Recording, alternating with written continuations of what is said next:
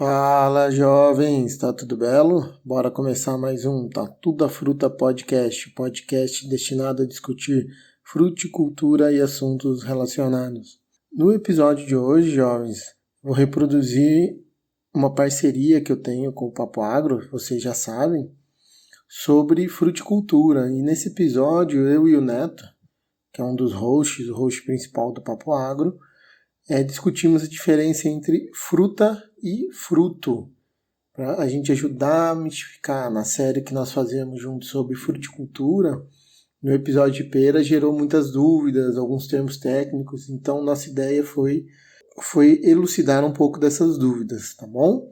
Então vou deixar o papo aí para vocês, tá um papo muito bacana, lembrando vocês para seguirem o Tatu em todas as redes sociais, Instagram, Facebook, TikTok, LinkedIn e outras que existem aí.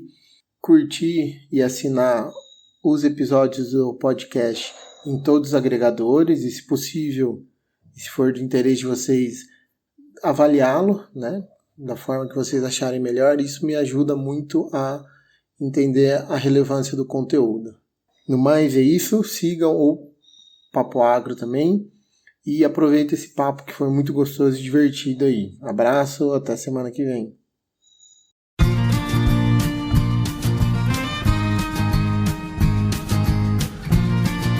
Muito bem, moçada do Papo Agro, a gente está aqui de novo, agora para falar um pouco mais sobre frutos. E essa conversa que vocês vão ouvir hoje, ela nasceu da última vez que eu gravei com o Pedro Peixe ou Peixe, que ele não se decide, cada vez é um nome diferente que ele fala, lá do Tatu da Fruta, ainda no ano de 2021, que a gente falava sobre pera. E a gente surgiu ali algumas dúvidas que eram oportunas para aquele momento, né? Porque a pera é um tipo de estrutura diferente, que vocês vão conhecer um pouco mais hoje. E aí eu falei, Pedro, vamos gravar sobre biologia e fisiologia de frutos, que tem muita dúvida, que eu tenho certeza que a gente vai poder trocar um com o outro informação e também ajudar os nossos ouvintes a aprender ou relembrar esses conceitos. E aí Pedro Peixe ou Peixe tá aqui comigo hoje como convidado. Ele não é co-host não, hoje ele vai ser entrevistado do Papo Agro. Bem-vindo, Pedro. Por favor, apresente-se ao nosso público que já te conhece. Se não conhecer, faz aquela apresentação 100% para eles ficarem teus fãs assim como eu já sou. Maravilha, né, Tom? Obrigado aí da gente estar fazendo esse papo. Já era uma ideia que a gente vem desenvolvendo ali e realmente nos papos de fruticultura que a gente já teve, às vezes faltou alguma informação, né? Mas para quem ainda não me conhece, ou relembrando, para quem já tá acostumado a escutar aí, eu sou o Pedro Peixe ou Peixe. Decide, Pedrão, decide. Aqui eu vou te cobrar agora, é peixe ou peixe? Então vamos padronizar peixe, então. Vamos padronizar peixe. Então, Pedro Peixe, eu sou a pessoa por trás do Tatu da Fruta, né? É um perfil no Instagram, já tem um podcast que também eu falo de fruticultura, como iniciar na fruticultura, e a ideia é desenvolver e divulgar conteúdo, conhecimento a respeito da produção de frutos em si, né? Então, essa é a minha missão aí ultimamente. Bacana. Vamos relembrar a tua formação, Pedro? Você formou onde? O que você fez no doutorado? O que você faz agora? Legal. Eu sou engenheiro agrônomo formado na UFLA, né? Fiz que é a Universidade Federal de Lavras. Acabei que eu fiz toda a carreira acadêmica na UFLA também, com uma passagem de doutorado de sanduíche na Espanha, em Valência. E desde o finalzinho da graduação eu trabalho com fruticultura. Então, mestrado com ênfase em propagação, produção de mudas, e o doutorado com fruticultura de clima temperado. Atualmente eu sou pesquisador na UFLA também, pesquisador de pós-doutorado, e trabalho na parte de sistemas de produção de frutíferas. Então, eu abri um pouquinho o leque, e a ideia do meu pós-doutorado é a gente criar sistemas que viabilizam a produção de fruta em vários ambientes, né? No nosso caso, mais a região sul de Minas e Cerrado, né? Pega um pouco de mata e Cerrado. Bacana, cara. E nessa tua vivência com a ciência e também com a questão prática, você vive no campo, né? E o pessoal que conhece o Pedro lá do Tatu da Fruta já viu várias vezes os vídeos dele mostrando o que está acontecendo de fato no campo e as fotos também. Durante essa tua vivência, qual o fruto que te chamou mais atenção, que você achou mais estranho, assim, que você aprendeu nos últimos 10 anos e que você não fazia ideia? Tem algum que te vem à cabeça? Neto, sempre tem alguns. O que eu tô tendo mais contato ultimamente é a tal da pitaia, que veio uma modinha, vai fazer uns 3 anos que eu já trabalho um pouco mais intensivo com a cultura da pitaia. e aprendendo bastante, porque é um cacto, né? E a gente tá acostumado, quando fala em cacto, certeza que veio um desertão na cabeça de quase todo mundo aí, e a gente faz esse negócio produzir pra caramba, e cada dia mais a gente vê que é uma planta altamente exigente. Você pensa num cacto, é só largar lá que produz, e a pitaia tá mostrando pra gente que é totalmente contrário, ela gosta de ser tratada a pão de ló.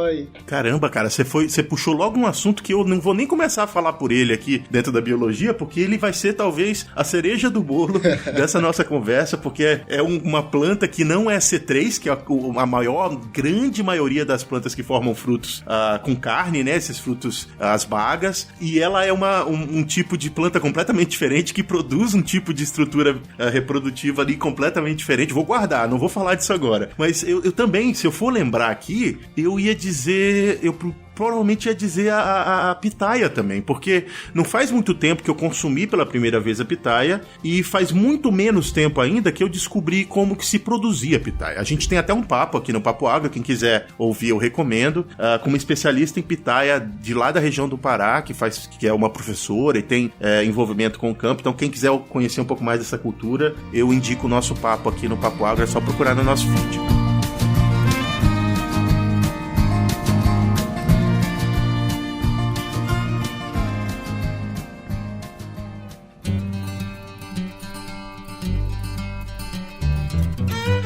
Papo Agro, o seu podcast sobre o agronegócio. Um oferecimento Stoller. Isso é parceria. Isso é Stoller.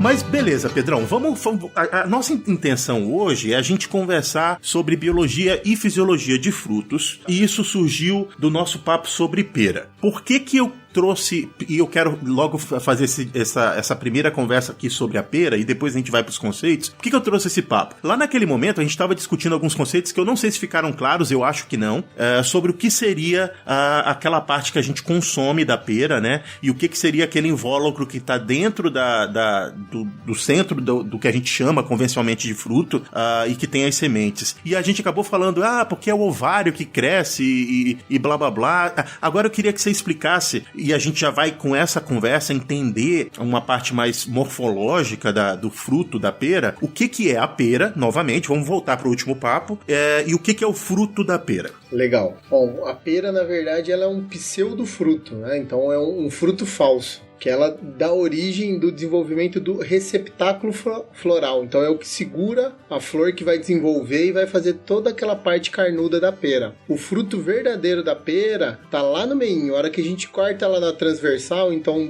da cicatriz da flor lá embaixo até o pedúnculo, o cabinho, se eu fizer um corte bem no meio, a gente vai ver que bem no centro tem uma divisão, que ela é mais sequinha, e semente lá dentro. Então essa divisão, aquela mini pera dentro ali, entre aspas, que é o fruto da pera. A parte carnuda que nós consumimos é o receptáculo floral que desenvolveu.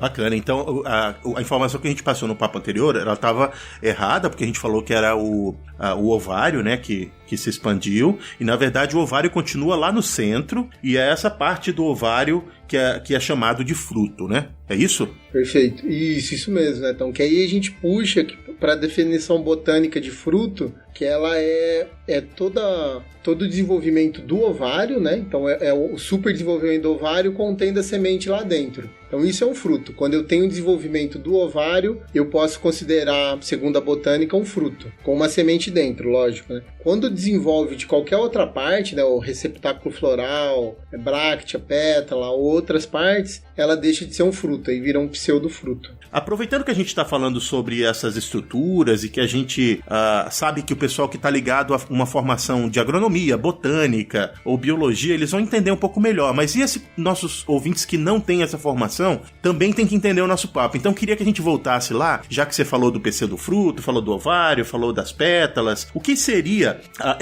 quais seriam essas estruturas? Vamos escolher aqui uma flor. Eu vou escolher o hibisco, que é uma flor que eu acho que todo mundo conhece, né? Aquela flor, não é pra você tomar chá de hibisco não, os meninos, é só pra você lembrar aqui. Se você não sabe qual é a flor que eu tô falando, vai aí no seu navegador e procura hibisco, e aí o Pedrão vai explicar as estruturas da flor baseado nessa flor, que eu acho que é bastante conhecida, além além de ser uma flor perfeita. Bom, bacana. Então, o hibisco, também para quem quiser puxar da memória, ela é muito usada em cerca viva, é uma flor bem grande, normalmente vermelha, e que a gente vê as estruturas dela muito facinho. A hora que você olhar, bater no Google aí o esquema de uma flor, provavelmente vai ser um esquema da flor de hibisco. Então a gente vai ter as pétalas, né, que é a parte colorida, é a parte, na grande maioria das vezes, atrativa da flor. A gente vai ver que sai alguns, vamos dizer assim, uns pauzinhos, uns fiozinhos que são as anteras. Quando tem maior quantidade é a antera, que é o quê? Tem o órgão masculino, ela que tá com o pólen ali. E normalmente, na flor de hibisco, eu vou ter uma que sai no centro,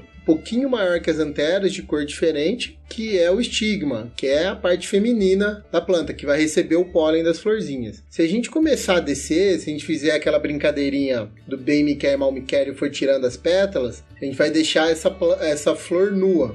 E aí a gente vai ver bem essas duas estruturas que eu falei para vocês, a antera e o estigma, e elas abaixo, elas vão estar presas numa bolinha.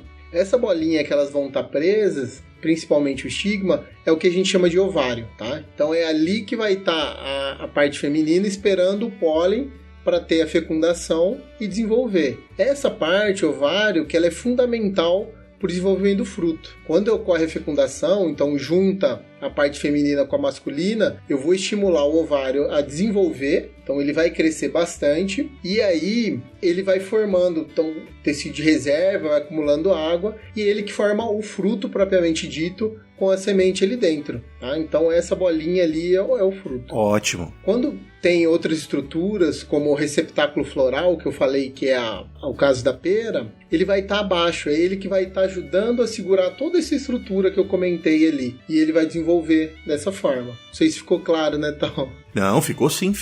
Então, vocês já entenderam aí a estrutura, né? Espero que vocês tenham desenhado isso na cabeça, que a gente vai falar muito disso durante o nosso papo. Antes da gente partir para mais conceitos, eu queria voltar.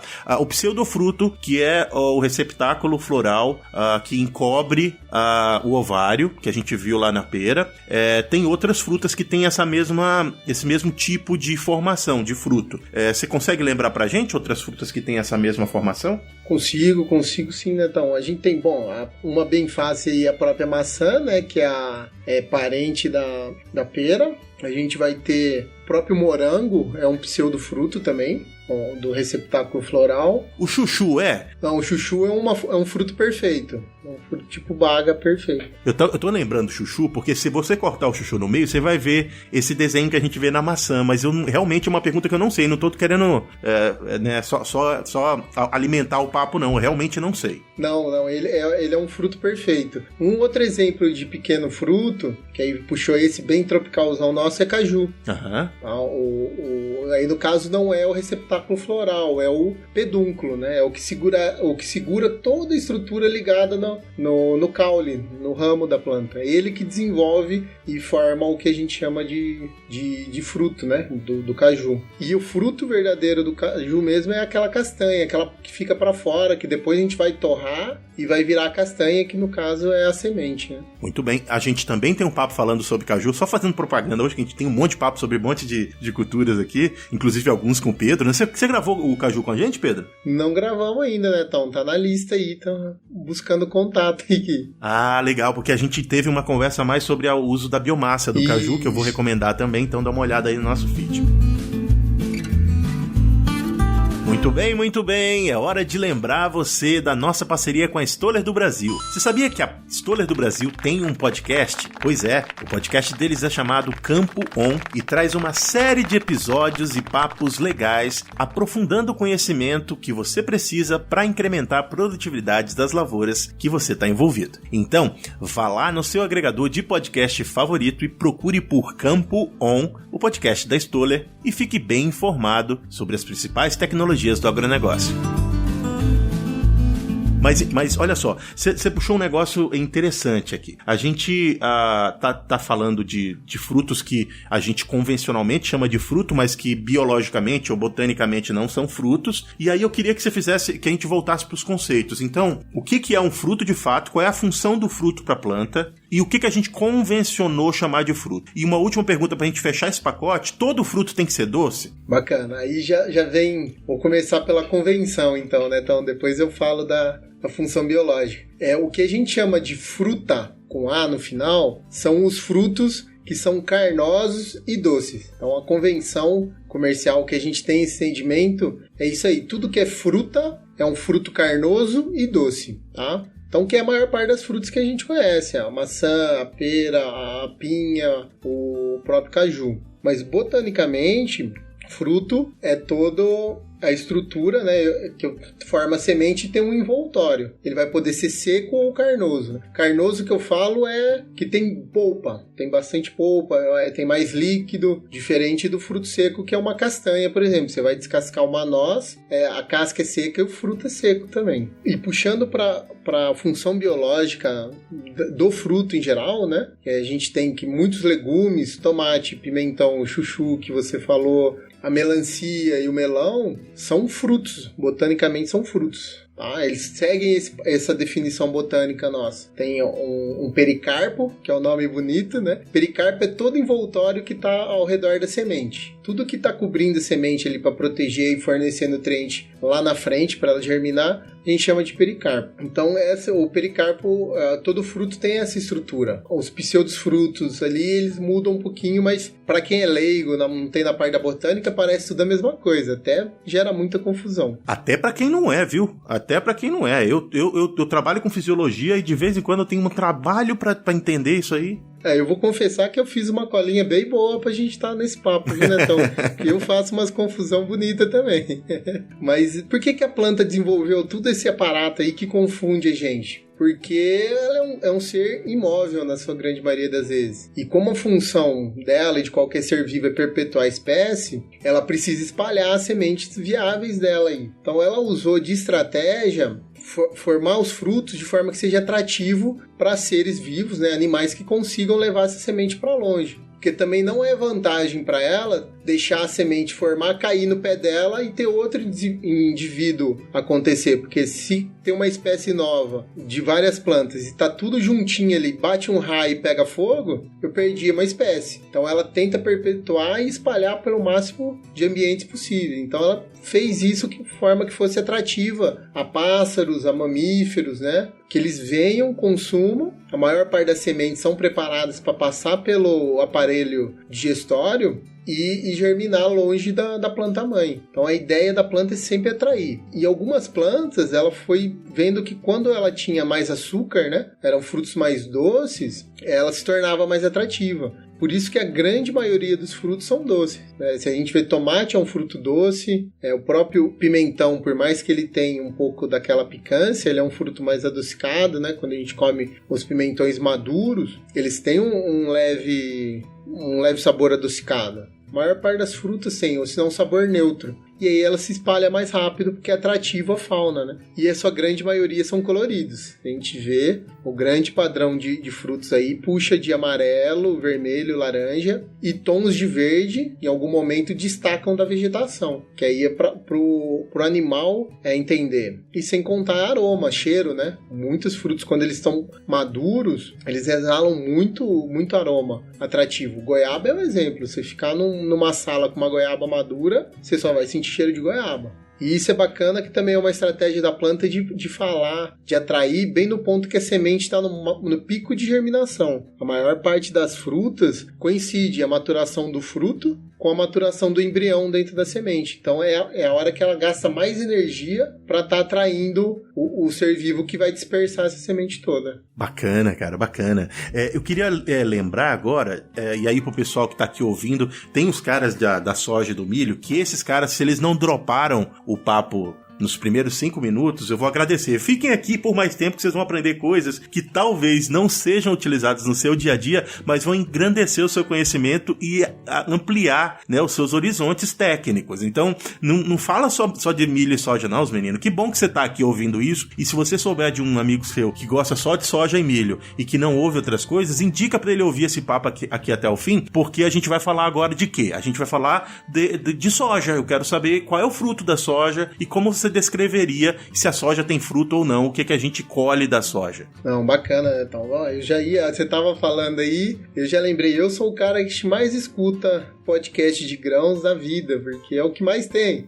Mas eu consigo aproveitar muito das informações que o pessoal tem e jogar para fruticultura, né? Então o pessoal tem que fazer um bem bolado, trocar. E lembrar, né, que a maior parte dos grãos são frutos.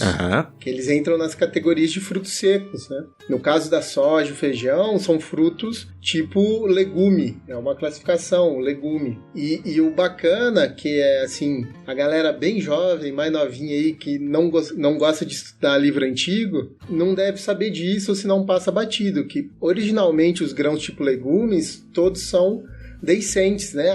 Quando tá maduro, a vagem abre e espalha semente. Para nós, comercialmente, isso é um desastre, né? Imagina você passar o dessecante da soja e ela começar a jogar a semente tudo para fora. Então, o melhoramento genético tirou essa característica, mas naturalmente, a soja e feijão, a vagem secou, elas abrem e espalham a semente para tudo que é lado. Então é importante eles saberem essa informação por causa disso, ainda mais quem for trabalhar com melhoramento genético, que vai ter alguma bucha dessa aí no campo. Ah, bacana. Eu quero, então a gente já tá falando de frutos secos, a gente estava falando da parte colhida da planta, né?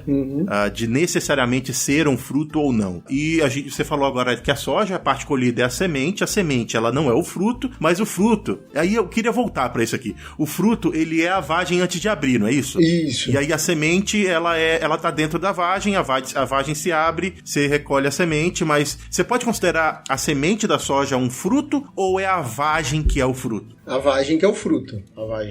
A semente é semente. O legal dos frutos secos é que, sim, que é muito papum, assim, é cara crachá. Você abre ali, você tirou a casca, você já tá de cara com a sementinha, né? Diferente dos frutos carnosos, você vai ter toda aquela quantidade de polpa mais macia ali no meio até você chegar na semente. Bacana. Isso acontece com o milho também, né? O milho que a gente vê ali, o que a gente consome, não é a semente em si, né? A semente do milho, quando a gente chega, é aquela parte branquinha lá no meio, que ela ainda tem uma película em volta. A parte amarelinha, normalmente, ali é todo o tecido de reserva. É a casquinha e o tecido de reserva, que ali é o frutinho, né? O milho é uma infrutescência. São vários frutos numa estrutura só. Assim como o abacaxi, por exemplo. Caramba, e aí eu já lembrei dos vídeos do pessoal tirando abacaxi gomo por gomo pra comer. O que ali tá comendo gomo por gomo é o fruto, e a infrutescência é o fruto que a gente compra, a fruta que a gente compra na feira, né? Isso mesmo. Bacana, mas vamos voltar pros frutos secos? Vamos voltar, depois a gente fala mais do abacaxi. Isso. Os frutos secos, eles são importantes para essas pessoas que a gente tentou chamar a atenção ainda há pouco, né, para o papo, porque são as grandes culturas. E as grandes culturas, eu vou listar elas aqui para vocês entenderem o que eu tô falando. Eu tô falando de milho, de soja, de trigo, de arroz, de cevada, de cana-de-açúcar. Todas essas plantas que eu falei aqui, elas são responsáveis pelo mercado de commodities do mundo, né? Seja para a produção de biocombustível, seja para a produção de alimento, seja para produção de ração que vai produzir proteína animal. Elas são muito importantes, esse mercado é importantíssimo, e o que a gente consome é a semente, e a semente foi produzida a partir de um fruto seco, a maior parte delas. Eu tô falando certo? Perfeito, Netão, perfeito. O que é... Então, vamos descrever outros frutos secos que as pessoas talvez não tenham colocado na cabeça. Vamos falar, por exemplo, das castanhas, das nozes e desses outros frutos. Lembra aí pra gente e descreve pra mim um fruto seco baseado em qualquer um desses que você escolher. Eu acho que o mais emblemático disso aí, né, são as nozes, né? Não são nativas do Brasil, mas por meio de desenho, Tico-Teco principalmente, e outros filmes, é bem conhecido do pessoal, né? E ela é um fruto seco típico.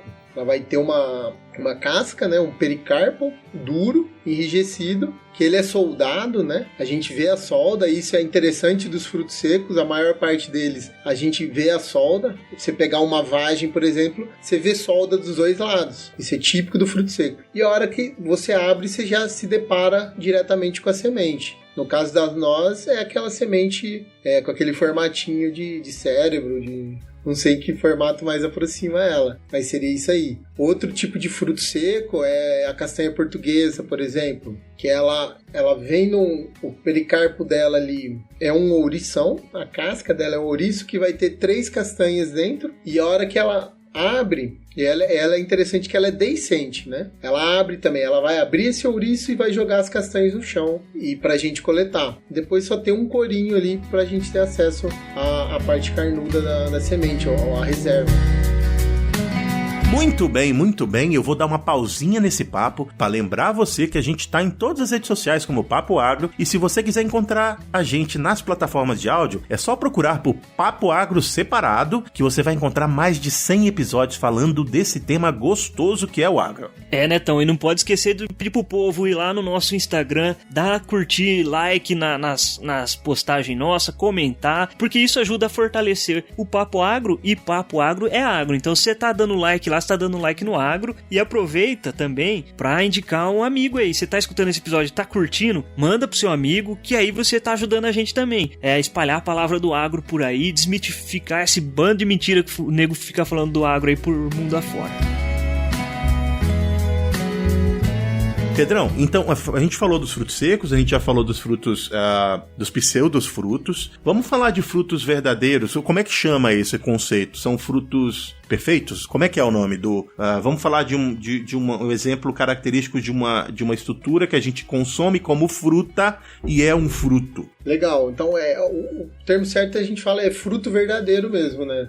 E a gente tem, normalmente, eles são divididos em duas categorias, que são as bagas, que é o fruto com uma ou várias sementes dentro, dispersas na polpa, e a gente tem as drupas, que é um fruto da mesma forma, só que ela vai ter uma única semente e normalmente vai ser em formato de caroço, né? Então, um exemplo típico de baga é uva, é o tomate, é a laranja, e de drupa é pêssego, manga, abacate. Então, só para o pessoal já visualizar bem a diferença ali. E são todos frutos verdadeiros, porque a origem do material carnoso é o ovário. Ah, bacana. A gente, antes do papo, a gente começou a falar sobre as questões mais geográficas, e eu te fiz uma pergunta que eu vou repetir aqui. A gente sabe que o Brasil está numa região tropical, mas parte do Brasil tem um clima que a gente pode considerar temperado nos limites que a gente pode ter no Brasil, mas as regiões mais ao norte do planeta, elas têm um outro tipo de vegetação. A dispersão e a produção dessas espécies tem a ver com essa questão climática? O que você pode dizer sobre isso? Por que o Brasil tem muito mais baga? E qual é o nome do outro negócio que eu já esqueci? Drupa. Drupa. Baga e drupa, e os frutos secos, e o hemisfério norte tem mais frutos secos. Legal, isso tem muito a ver com condição ambiental mesmo, né? Uma região tropical, ela se caracteriza muito bem por uma temperatura mediana elevada, né? Então, uma região tropical a gente vai estar próximo aos 30 graus praticamente o ano todo, e alta umidade. E as regiões subtropicais e temperadas, eu tenho diferenças de temperatura grande e de umidade. Eu vou passar por estações secas bem caracterizadas, né? Principalmente as temperadas. As temperadas, normalmente uma região temperada é o inverno bem frio e úmido, e o verão quente e seco, bem quente e seco. Então, estressa muito a planta. Então, numa condição tropical, que eu vou ter uma condição de conforto para a maior parte das plantas e animais, né? Uma temperatura 30 graus, umidade alta, eu tenho uma biodiversidade maior. Então, eu vou ter mais plantas e mais animais, mais dispersores. Então, a planta tem de se trabalhar mais para ser atrativa para os animais espalharem as suas sementes, né? Seus frutos. Então, um fruto carnoso é muito mais atrativo do que um fruto seco, ou uma própria drupa, que dá trabalho para o animal tá consumindo, né? Então, por isso que numa região tropical eu tendo a ter mais bagas e frutos carnosos. O clima favorece isso, e a competição por dispersão é maior. Então, as plantas trabalham mais sendo na parte atrativa, né? Elas se enfeitam mais os frutos para estar atraindo os agentes de dispersão. E numa região mais árida, uma região de clima temperado, eu vou passar por um estresse muito grande. Então, essas variações de temperatura bruscas, né? Em menos de 3 meses, tem região que varia de 20 a 30 graus, a amplitude ali, não é muito propício ao desenvolvimento de vegetais. E ela tem de ter uma estrutura de resistência, né? No caso de região tropical, que eu tenho fruto verdadeiro, a maior tendência é ter drupa. Então, a gente vai pegar principalmente os frutos de caroço, né? O pêssego, a manga, a ameixa, a cereja, que todos têm caroço duro, vai passar um período de neve ali. Eu tenho de proteger bem essa planta. E o caroço duro também ajuda o embrião não perder água. Então ele protege mais o embrião para que quando chegue a primavera, sim, que ele consiga desenvolver. Então, estrutura de resistência. E no caso dos legumes, os frutos secos, é a mesma coisa. Ela seca porque o fruto mais seco ele é mais resistente às intempéries, né? É mais rápido, é mais fácil. A forma de dispersão vai mudar. Porque como eu não tenho tanto animal, ela precisa jorrar, espalhar essas sementes aí sozinha. Ela tem que se virar. Então, por isso que muda um pouco as características, né? No caso da manga que você citou, é legal, porque a gente acha que a manga é tropical, mas a manga é de uma região subtropical ali da Ásia, né? Então, na maior parte, o centro de origem da manga, ela passa por um período de estresse grande. Por isso que ela tem aquele caroço bem duro, né? É difícil quebrar um caroço daquele. Você fala assim, a gente pensa, eu não penso nada, eu não sabia até agora. Primeira vez, a manga, ela vem da Ásia, é isso? Pra mim que ela era nativa do Brasil. Manga, jaca, são todas frutas asiáticas. Que legal, cara. Já tem papo pra uma outra conversa aqui. Eu quero terminar o papo de biologia, mas a gente já vai marcar outro papo. Não, bora lá. Pedrão, olha só. A gente já entendeu a maior parte dos conceitos relacionados aos frutos, e aí eu guardei, porque você já tá falando sobre clima, pra gente falar sobre a pitaia que você citou lá no início, porque a pitaia é um negócio realmente especial. A gente tá falando de uma planta que não é nem C3 nem C4, ela é uma outra, ela é o can, né? Vocês lembram desses negócios, menino? Daquela planta que abre os estômatos só à noite para fazer troca gasosa e durante o dia concentra a energia da luz e tal. Não vamos falar sobre fisiologia agora, mas é uma estratégia diferente, né? Os cactos, eles tentam perder o mínimo de água possível, por isso eles não têm folhas. As folhas são desenvolvidas em outros órgãos que também fazem fotossíntese, mas que guardam mais a água dentro dos seus tecidos. Enfim, é uma estrutura completamente diferente. Não é justo para a planta, no final das contas, produzir um fruto que é doce e cheio de água. Como é que é isso, ô Pedro? Então, né, Tom, a gente pensando em todas essas características que você falou, e quando fala em cacto, a gente tá pensando em algo que tá naquele deserto, né? É estranho você ver um fruto carnoso, bem úmido, né? Mas aí é uma estratégia da planta, porque ela tem que ser extremamente eficiente em dispersar esse fruto, essas sementes dela, né? E aí ela faz a coisa mais atrativa do mundo. As flores, já para começar, são flores bem exuberantes, com muito aroma, né? Um dos nomes da pitaia é Dama da Noite. Ela só abre de noite, tem um cheiro característico e atrai muito inseto. Então, a cactácea, em geral, ela é muito eficiente na parte reprodutiva, porque como ela está num ambiente que estressa demais ela, na sua grande maioria das vezes, ela precisa ser eficiente. Então, ela já é boa para polinizar, para atrair polinizador, e ela tem que ser muito boa para dispersar fruto. Então, são sempre frutos coloridos e muito adocicados, né? Um primo um pouco distante da pitaia é o figo da Índia, que o pessoal do México conhece como tuna, que no Brasil o figo da Índia, ou é o fruto da palma forrageira, tá? Na fruticultura a gente chama de figueira da Índia, mas a gente está mais acostumado a conhecer como palma forrageira. Então é o frutinho dela que dispersa. E são estratégias assim, dispersa o mais rápido possível com maior eficiência. Tanto que a maior parte das cactáceas, a dispersão é por pássaros, que eles cobrem uma distância maior de deslocamento, né? E são frutos sempre durinhos, uma casca boa para passar pela moela, o trato intestinal, e quando o pássaro chegar perto de uma árvore, uma região um pouco melhor, ele expelir, né, junto com as fezes, as sementes e elas germinarem. Isso aí, então, desde o princípio a gente está falando de estratégia de perpetuação de espécie e de dispersão, e eu acho que se no final desse papo você conseguir entender que a função do fruto é fazer perpetuação de espécie e dispersão a longas distâncias, ou as distâncias que são necessárias para perpetuar a espécie, isso já vai ser um conceito excelente que a gente esquece fácil. Passa pelas aulas de fruticultura e já some da cabeça. Continua pensando, voltando a pensar sobre isso, que talvez vocês vão conseguir criar, né, soluções diferentes quando você tem mais ciência na cabeça. Pedrão, tem fruta que a gente colhe e não é fruto, né? A fruta, aquele que a gente consome, a gente já falou disso, não é necessariamente o fruto. Tem fruto sem semente? Bom, no linguajar a gente pode considerar um fruto, né? Então, botanicamente, se não tem semente, não é fruto. Aí a gente vai dar o nome de fruto partenocárpico.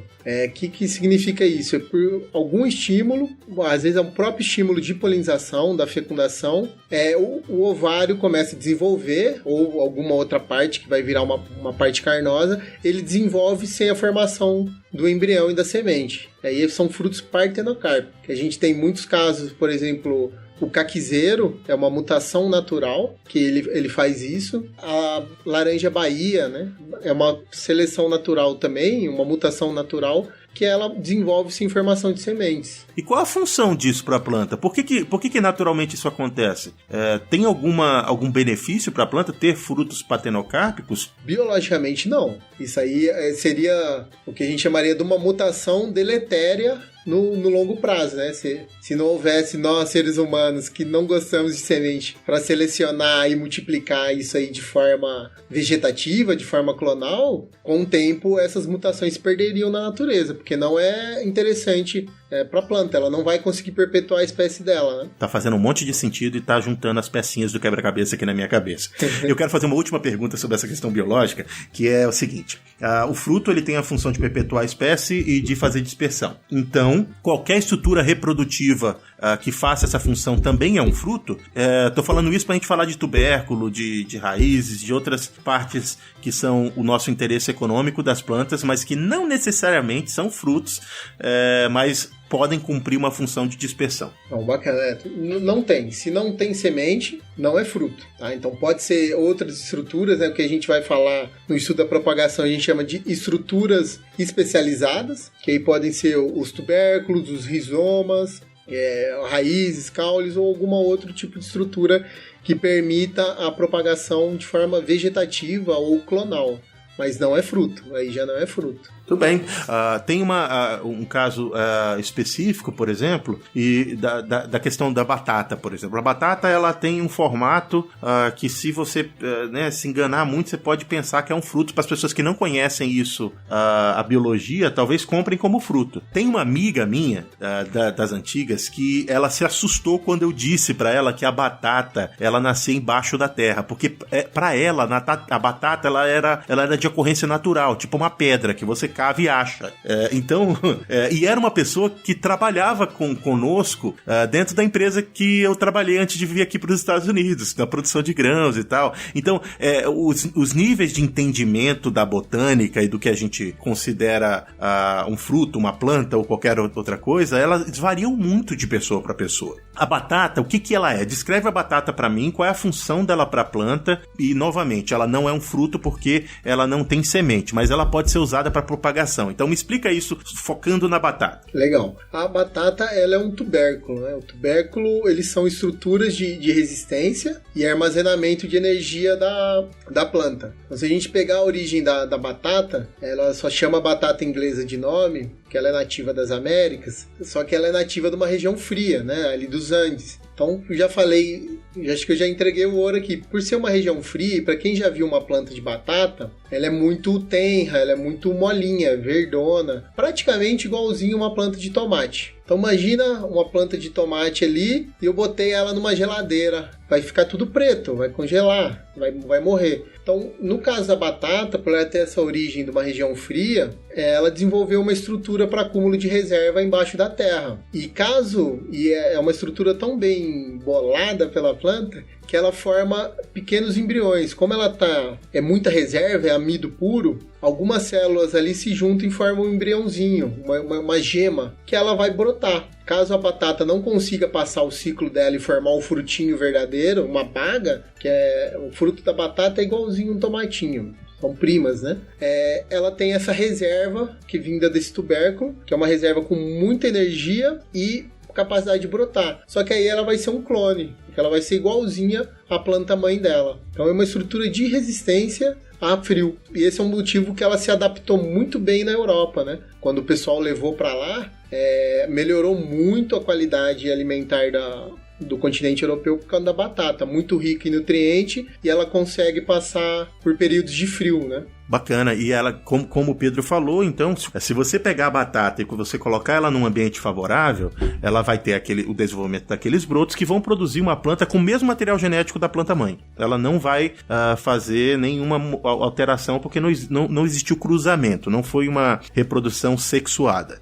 Então, ela não é uma semente, mas ela pode ser utilizada para propagação, por mais que ela não seja considerada um fruto e não esteja fazendo o trabalho de alterar a genética da planta, pode trazer novas variedades, etc. e tal. Muito bem, Pedrão, que papo bom mesmo. Obrigado por ter topado esse desafio de falar desses conceitos todos. Eu sei que vira uma bagunça na cabeça do nosso ouvinte e eles vão querer saber mais. Hoje eu não vou fazer resumo porque não tem resumo, é uma conversa que ela dá abertura para uma série de outras conversas, não tem fechamento uma conversa como essa. Então eu queria que você dissesse como as pessoas podem te encontrar para elas falarem mais sobre isso, para tirarem as dúvidas que a gente não conseguiu tirar com esse episódio. Então, eu acho que eu tenho uma sugestão de resumo aqui. A gente podia pedir pro ouvinte... então vamos lá. Pedir pro ouvinte prestar atenção no que ele tá comendo. Que a gente é muito automático. Então, ele prestar atenção, procurar, caso seja algum fruto, alguma hortaliça, ver a semente, como é o formatinho dela, ou na própria batata, qual que é a estrutura, como que é ela. Observar mais. A hora que ele observar o que ele está comendo, principalmente essas coisas que parecem fruta, essas confusões todas que a gente tentou explicar hoje, ele vai visualizar muito do que a gente comentou. E aí vai sedimentar na cabeça dele as diferenças. Bacana. Mas eu tenho certeza que o pessoal ainda vai querer falar com você. Então continua aberta a mesa para você falar como eles vão te encontrar. Não, para me encontrar é simples, é só procurar nas redes sociais aí, Tatu da Fruta, tudo junto. Que você me acha ali, tanto no podcast, qualquer agregador, botar Tatu da Fruta tudo junto, Instagram, Facebook, tô me aventurando no TikTok ali de vez em quando, e aí é muito, muito fácil me encontrar ali. Muito bem, vai ver o Pedrão dançando lá e falando sobre fruta, que eu acho que é isso, né? Dançando e fazendo... Dancinha eu tô resistindo ainda, né, Tom? Logo vou ter de fazer. Não, se você é um TikTok, você tem que dançar, Pedro. Obrigado mesmo, Pedro. Pedro é um parceiro nosso. Eu que agradeço. Tá com a gente no grupo de co-hosts, desenvolve alguns trabalhos conosco aqui no podcast. Foi uma satisfação novamente poder falar contigo. Pra você que ficou até o fim aqui conversando sobre fruto, a gente fala sempre de coisa diferente aqui. Continua conosco, toda quarta-feira tem episódio novo aqui no Papo Agro. Esse foi muito legal e eu tenho certeza que semana que vem também vai ser bom pra você. Então fica ligado e vem com a gente. Por enquanto, um abraço pra quem de abraço, beijo pra quem de beijo. Tchau. Valeu, jovem.